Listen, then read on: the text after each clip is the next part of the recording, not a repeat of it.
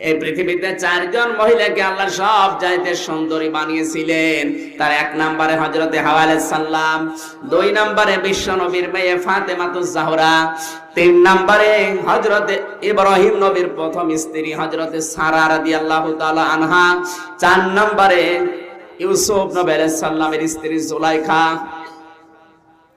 এই চারজন মহিলার মতো সৌন্দর্য, কাটিং, গঠন আল্লাহ পৃথিবীর কোন মানুষকে দেয়নি। বিশ্ব নবীকে অফার দেওয়া হয়েছিল, আপনি যদি বাঁচতে চান আপনাকে আমি ছেড়ে যাব। আজরাইল এসে বলছে, হযরতে আজরাইলকে নবীজি বললেন, আমি যদি বাঁচতে চাই তাহলে কতদিন? বলে যতদিন ইচ্ছা থাকতে পারবেন। তারপরে কি হবে? বলে মরা লাগবে। মরা যদি লাগে আমি আর বাঁচতে চাই না। হযরতে জিবরাইল আর আজরাইল দুইজন মিলে বলছিলেন, ইয়া রাসূলুল্লাহ, অথচ আপনার জন্য মহান আল্লাহ ইন্তজার করতেছে, অপেক্ষা করতেছে দেখা করার জন্য।